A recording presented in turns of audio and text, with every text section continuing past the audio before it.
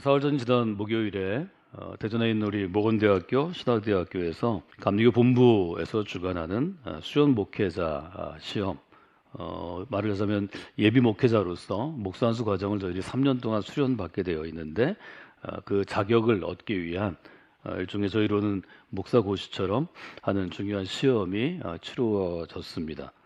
3년간 소속 교회에서 수련 목회자로 이제 훈련을 받고 사역을 하면서 매년 또 시험을 치르고 교육을 받아야 이제 감리교 목회자로 안수받은 목사의 직임을 감당할 수 있는데요.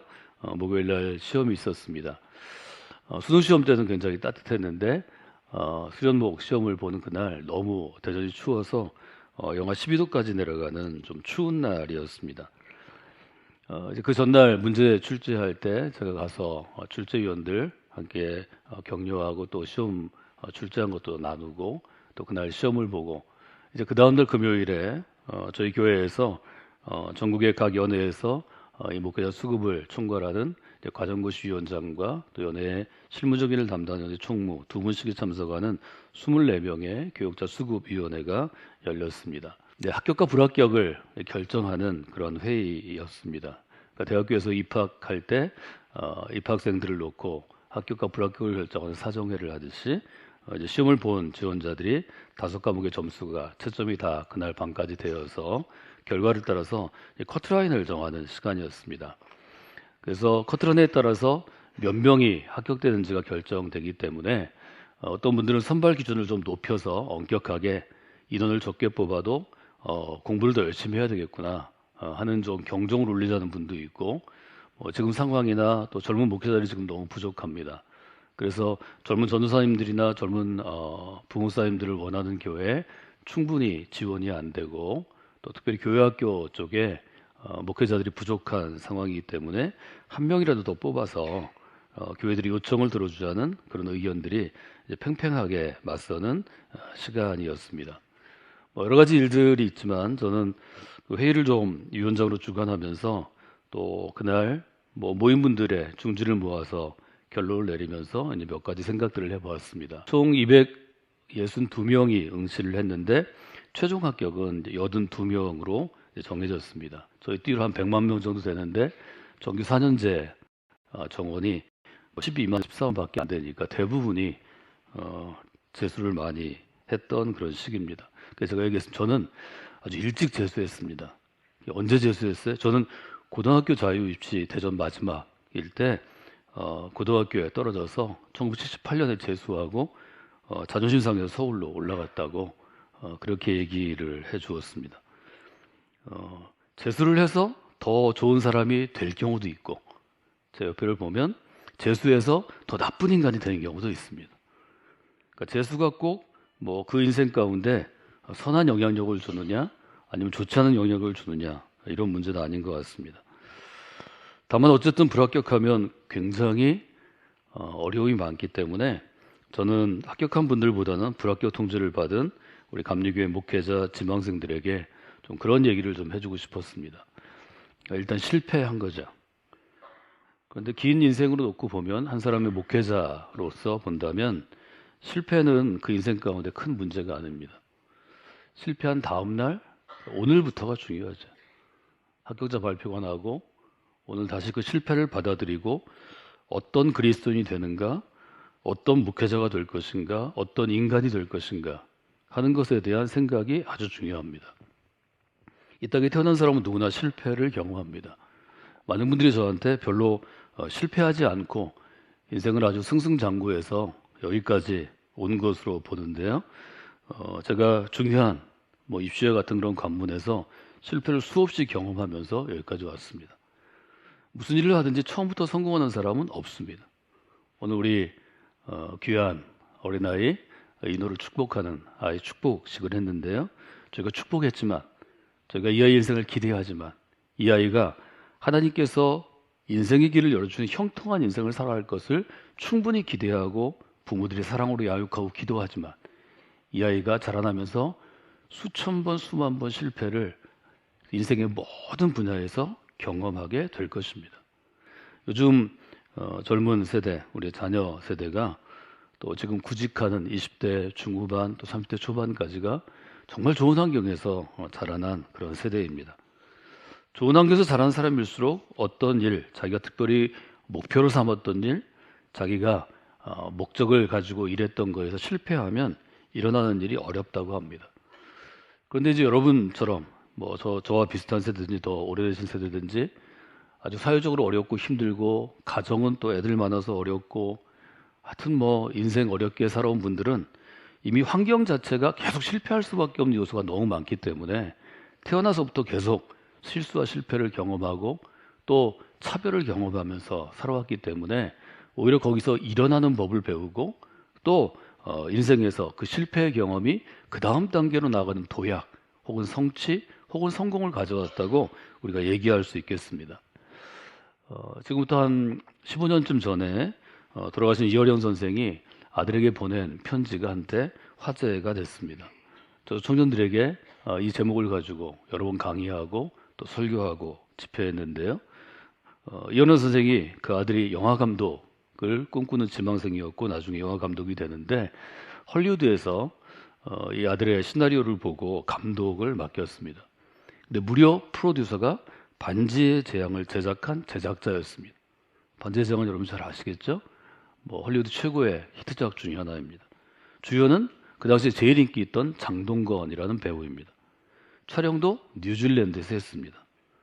그래서 사막의 전사라는 영어 이름은 좀 다른데요.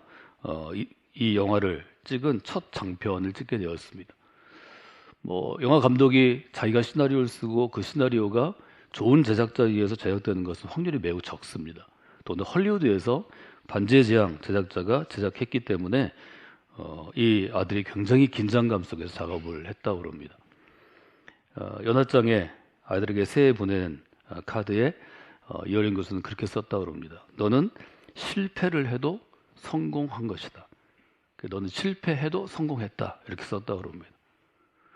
좀 함축적인 의미가 압축되어 있는 그런 의미죠. 이 영화가 만들어지고 난 다음에 크게 성공하려면 수많은 관객들이 이 영화를 봐줘야 합니다. 평론도 잘 받아야 합니다. 근데 이 영화는 사실 실패했습니다. 여러분이 잘 모르잖아요. 장동건이 나온 영화인데 지금 기억이 없잖아요. 저도 안 봤어요. 포스터만 봤어요. 실제로 이 영화는 실패했지만 감독으로서 이 사람은 헐리우드에서 인정을 받았고 사실은 헐리우드의 제작비를 가지고 제작했기 때문에 이미 성공한 거죠. 이승무 감독이라는 분인데요. 지금은 한예종, 모든 아티스트들이 가고 싶어하는 한국예술종합학교 영상원의 교수로 있습니다. 이 얘기를 하면서 자기 아들 또래 또 지금 이 사회의 젊은이들에게 아버지로서 조언하는 거죠. 수많은 실패를 경험하지 않고는 아주 조그만 성공이라도 성공에 이를 수 없다는 것을 알려줍니다. 그런 의미에서는 실패와 성공은 좀 동의어라고도 표현할 수 있습니다. 실패 없는 성공은 존재하지 않습니다. 시인 정호승은 실패 없는 성공은 가시가 없는 장미와 같다 이렇게 설명합니다. 여러분 가시 없는 장미는 이 땅에 존재 가치가 없습니다. 사실 역설적으로 장미는 가시가 함께 있기 때문에 아름다운 존재입니다. 시인은 시인의 감성으로 가시 끝에 장미의 향기가 있다 그런 표현을 쓴 글을 제가 본 적이 있습니다. 겨울철에 저희가 보편적으로 할 수 있는 운동이 스케이트 타기입니다. 스키장은 스키장이 있는 강원도 끝까지 가야 되는 그런 어려움이 있지만 지금은 스케이트 타는 게 굉장히 쉽습니다. 일단은 빙상장이 있어야 되지만 겨울에는 얼기 때문에 저희 교회가 있던 이 지금 공군 기교단 자리 여기서 조금 더 나가면 유성이 있고요. 신식농원 바로 나가면 유성이 시작되는데 거기 논이 있었습니다. 80년대에 저희 교회가 개척할 때 제가 초등학교 어린아이들을 데리고 겨울마다 12월 말부터 1월까지 논에다 물을 대면 거기 스케이트를 아이들 강습하러 교회 봉고차로 실어 날라서 10명, 20명씩 가서 스케이트를 탔습니다. 제가 대학교 때 스케이트를 강습할 수 있었던 것은 제가 어린아이 때 1974년, 75년인데요. 강경에서 제가 자랄 때인데 강경의 금강 본류가 아니라 성동 사거리 쪽에서 오는 샛강이 얼었습니다. 샛강은 너비가 그렇게 크지 않습니다. 강이 점점 꽁꽁 얼었는데요. 거기에 모닥불을 피워놓고 오른판 위에 수십 명이 스케이트 열풍이 불어서 배우던 때입니다. 저희 때는 뭐 피겨 스케이팅이나 아이스하키에 쓰는 그 짧은 날이 아니고 아주 긴 날 스피드 스케이팅 하는 그 스케이트를 저희가 배웠기 때문에 스케이트를 배울 때 제일 먼저 배운 게 넘어지는 법이었습니다. 안 아프게 넘어지기, 덜 아프게 넘어지기, 그다음에 안 다치게 넘어지기. 넘어지는 것만 하루 종일 배웠는데요. 많은 친구들이 포기했습니다. 넘어지면 아프거든요. 힘들거든요. 저 얼음판 위를 멋있게 달리려고 스케이트를 배우는데 넘어지는 것부터 배웁니다. 넘어지는 법을 잘 배우면 그 다음에 일어설 수 있습니다. 일어서서는 미끄러지지 않는 법. 그래서 나를 V자로 되는 거. 그렇게 한 사흘쯤 하면 운동신경이 좀 있으면 얼음판에 서 있을 수 있습니다. 그 다음에 앞으로 가는 것. 그렇게 한 달, 두 달을 한 겨울을 보낸 다음에 코너링을 해서 링을 돌 정도의 그 정도의 실력을 갖추는데 그게 평생을 가게 되었습니다. 그때 포기한 친구들은 넘어지는 법을 배우는 걸 귀찮아했습니다. 얼음판 위에 서서 멋있게 스케이팅 하는 것만 그리고 넘어지는 법을 배우지 않았습니다. 그러면 결국 스케이트 탈 수 없어요. 스키도 마찬가지입니다. 얼음판 위에 넘어져 있다가 스케이트 타는 것을 포기하는 사람들이 많이 있습니다. 중요한 건 어떤 건가요? 넘어지는 것이 아니라 넘어진 다음에 일어나지 못하는 것에 있습니다. 넘어지는 것은 사실 당연한 것입니다. 실수하는 것도 당연한 것입니다. 실패를 경험하는 것도 당연한 것입니다. 그러나 그 상태로 오래 있는 건 당연한 것이 아닙니다. 특별히 믿음의 사람들은 실수하든 실패하든 그 다음에 일어서려고 애써야 합니다. 더 중요한 건 믿음의 사람들은 실수하고 실패해서 넘어진 사람의 손을 내밀 줄 알아야 합니다. 손을 내밀고 그 사람이 일어설 수 있도록 돕는 사람이 되어야 합니다. 다시 걸어갈 수 있도록 달려갈 수 있도록 하는 것이 중요합니다. 넘어지면 실패하면 시험에 떨어지면 어떤 일을 했는데 그 일을 하지 못하고 중간에 그만두면 아니 못하겠다. 너무 창피하다. 난 여기가 끝인가 보다. 여기가 한계야. 뭐 이런 생각이 우리가 머물러 있기 쉽습니다.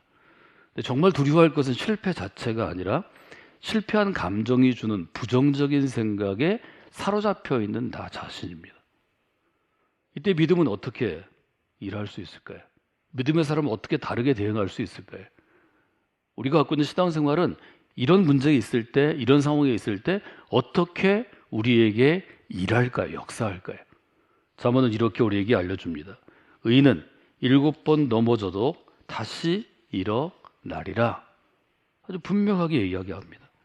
잠언이 우리에게 알려주는 것은 의인은, 즉 이때 의인은 몸 자체가, 마음 자체가, 삶 자체가 의롭다는 게 아니라 하나님이 선택한 의인이라는 거죠. 하나님이 선택한 사람은 7번 넘어져도 다시 일어날 수 있다고 알려주십니다.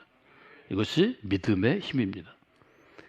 우리가 신앙생활을 잘한다고 해서 넘어지지 않는 것이 아닙니다. 여러분 신앙생활 잘해도 실패합니다. 신앙생활 잘해도 실수를 또 경험합니다. 그래서 우리가 이렇게 기도할 수 있습니다. 하나님, 제가 넘어지지 않게 해주세요. 하나님, 제가 실패하지 않게 해주세요. 하나님, 제가 실수하지 않게 해주세요. 그러나 하나님은 그 기도에 응답하시지 않을 것입니다. 그렇게 기도해도 여러분 넘어지게 될 것입니다. 그렇게 기도해도 실패합니다. 그렇게 기도해도 실수할 수 있습니다. 그렇게 기도하는 것보다 하나님께서 우리에게 원하시는 기도는 어떤 것인가요? 하나님, 제가 넘어졌습니다. 다시 일어날 힘을 주시기를 원합니다. 이런 기도에는 응답해 주십니다. 하나님, 제가 실패했습니다. 또 실패했지만 제가 다시 일어나겠습니다. 이때 하나님께서 여러분에게 힘을 주십니다. 이런 기도를 할 수 있는 그리스도인이 되어야 합니다. 여러분, 거룩한 꿈을 꾸는 것 아주 귀한 일이죠. 거룩한 꿈을 꾸게 하소서. 우리가 그렇게 한 주간 동안 새해를 시작하며 새벽에 기도했습니다. 지난 주일에 우리가 그 꿈꾸는 법에 대해서 한번 요약했습니다. 그러나 거룩한 꿈을 꿀수록 그 거룩한 꿈을 방해하는 악한 세력들이 있기 때문에 더 많이 넘어집니다. 더 자주 넘어집니다. 거룩한 꿈을 꿀수록 보통의 사람보다 더 많이 실패할 수 있습니다. 이것은 믿음의 사람이 세상을 살아나갈 때 피할 수 없는 과정입니다. 중요한 것은 하나님께서 우리가 그 거룩한 꿈을 향해 달려가면 넘어진 다음에 우리를 일으켜 세워주신다고 약속해 주셨습니다. 시편에 여러 군데 있는데요. 한 25군데 있습니다. 시편 54편 7절에 보면 주께서는, 이때 주는 여호와입니다. 하나님께서는 모든 환난에서 나를 건져 주십니다.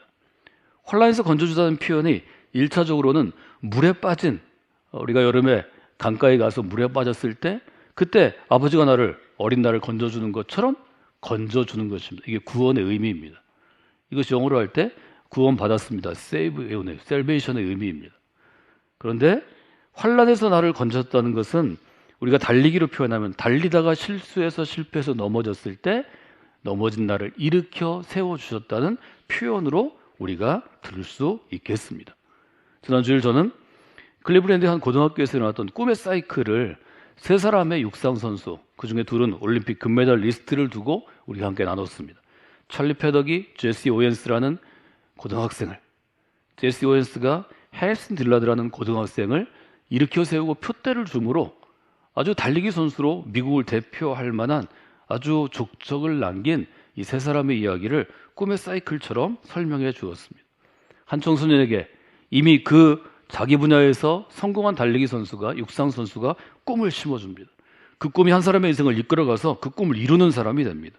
그런데 이루는 데서 끝나지 않고, 성공에 끝나지 않고, 성공해서 내가 영예를 누리고 내 이름을 날리고 내가 영향력을 갖는 것에서 끝나지 않고 누군가에게, 또 어린 청소년에게 꿈을 심어주는 사람이 됩니다.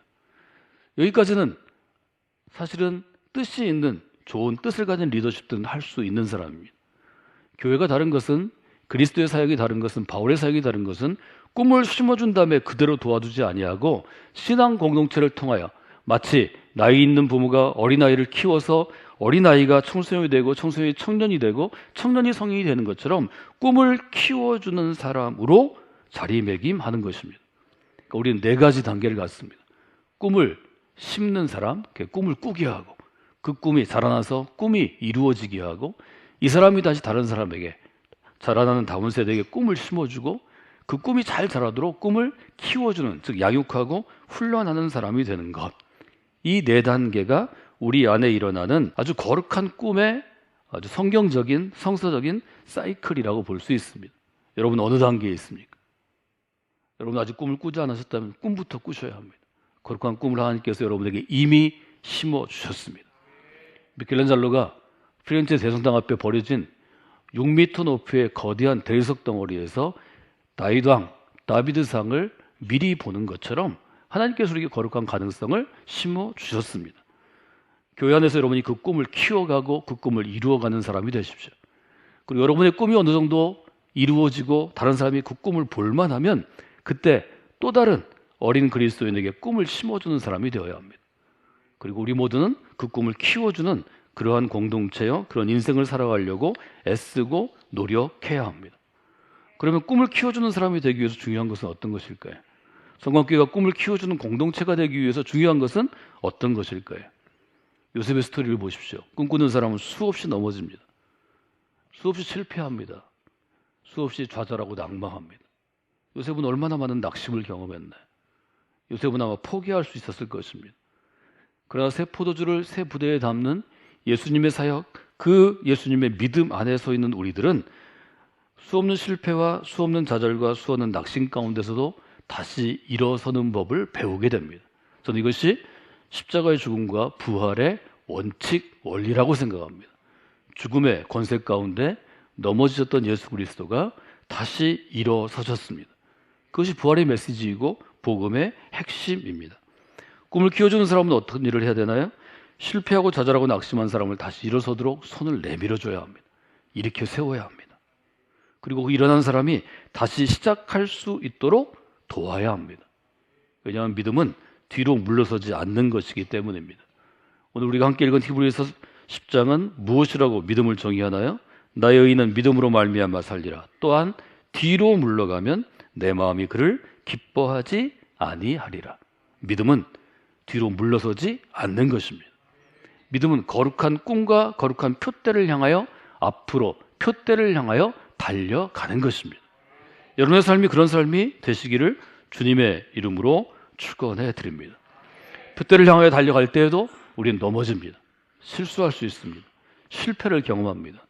그러나 그 실수와 실패가 문제가 돼서는 아니 됩니다. 이 세상에 어떤 것도 우리를 하나님의 사랑에서 끊을 수 없는 것처럼 이 세상의 어떤 것도 거룩한 꿈과 거룩한 표대를 향해 달려가는 믿음의 경주자, 믿음의 달리기 선수들을 멈추어 서게 할 수 없습니다. 여러분, 실수하고 실패할 때는 멈추어 설 때가 아니라 다시 일어날 때입니다.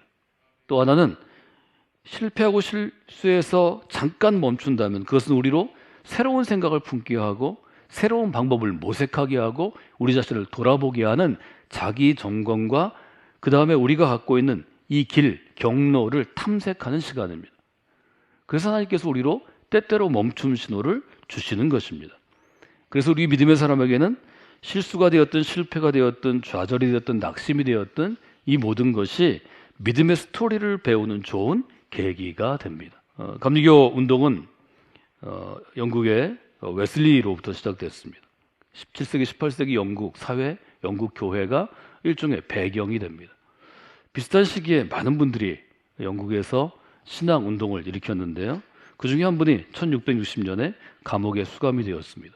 감옥에 갇힌 제 이유는 무엇인가 하면 영국 성공회, 영국 국교의 허락을 받지 않고 설교했다는 것이었습니다. 영국은 일종의 국가교회, 지금은 성공회라고 저희가 부르는데요. 교회가 캐톨릭처럼 존재하기 때문에 허락된 사람만 설교할 수 있었습니다. 허락된 장소에서, 허락된 교회에서, 허락된 채플에서 설교할 수 있었는데 이분은 공식적인 신학 교육을 받지 않았지만 신학적인 이해가 깊고 특별히 성경에 대한 이해를 설교로 잘 풀어낼 수 있는 사람이었습니다. 그 설교자로 점점 인기를 얻었습니다.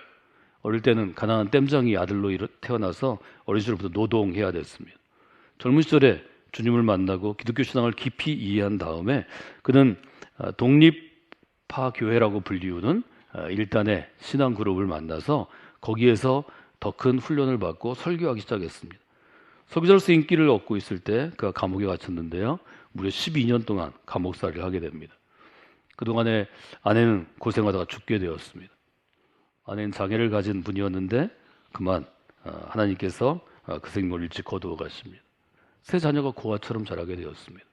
그는 너무 고통스럽고 너무 힘들고 그리고 이제 포기하고 싶은 마음 때문에 하나님께 정말 감옥 가운데 있는 것처럼 또 바울이 그랬던 것처럼 요셉이 그랬던 것처럼 이렇게 기도했다고 그럽니다. 하나님, 제가 너무 고통스러워 죽게 되었습니다. 그러나 제가 주를 위해서 아직도 할 일이 남아 있을까요? 얼마나 절박한 기도입니까?